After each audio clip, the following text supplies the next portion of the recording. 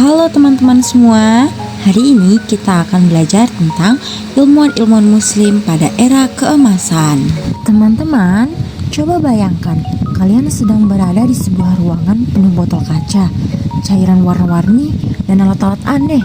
Nah, kira-kira seperti itulah dunia seorang ilmuwan bernama Jabir Ibnu Hayyan.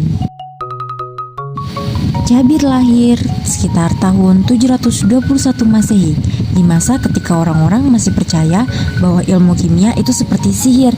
Tapi Jabir tidak berpikir begitu. Sejak kecil, ia suka mengamati benda, mencampur bahan, dan mencoba memahami mengapa sesuatu bisa berubah bentuk atau warna.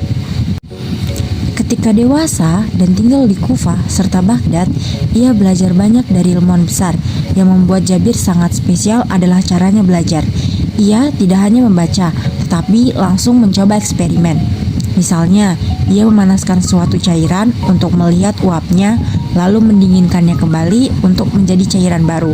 Dari sinilah ia menemukan teknik distilasi, yaitu cara memisahkan cairan. Banyak alat yang kita pakai di laboratorium sekarang, seperti alat penyuling atau alembik, awalnya dikembangkan oleh Jabir. Ia juga mulai mengelompokkan zat berdasarkan sifatnya, seperti asam, basa, dan garam, meskipun dulu istilahnya belum seperti sekarang.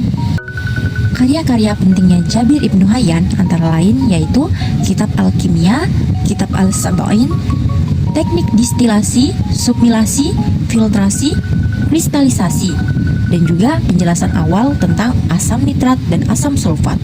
Jadi, kalau hari ini kalian belajar eksperimen kimia di sekolah, itu semua punya kakek ilmunya, yaitu Jabir Ibnu Hayyan. Ibnu Sina, dokter super pintar yang menginspirasi dunia.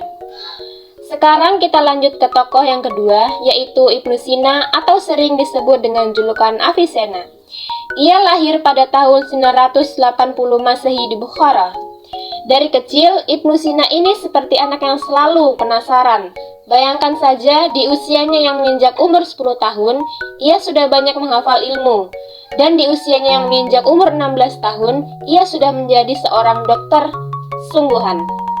Ibnu Sina suka membantu banyak orang sakit, tetapi ia tidak mau asal-asalan menebak sesuatu.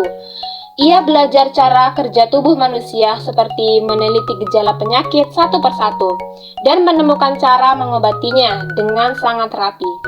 Ia pernah menyembuhkan seorang raja yang tidak ada satupun seorang dokter yang bisa menyembuhkannya. Karena itulah ia sering bekerja sebagai tabib di istana. Ibnu Sina adalah seorang yang haus akan ilmu. Ia sering berpindah-pindah kota karena kondisi politik waktu itu.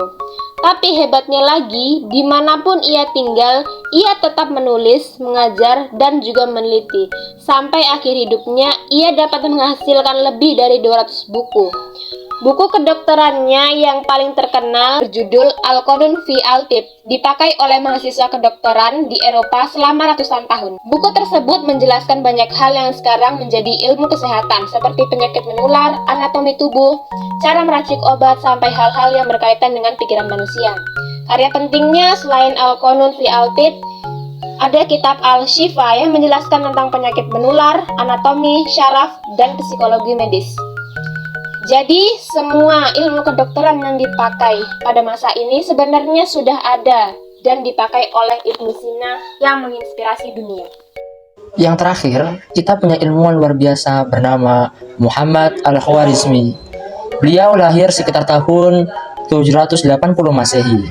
Ia bekerja di tempat keren bernama Baitul Hikmah atau House of Wisdom di Baghdad. Tempat ini seperti universitas super besar pada zamannya, berisi buku-buku dari seluruh dunia. Di sinilah Al-Khwarizmi mempelajari matematika, astronomi, dan geografi.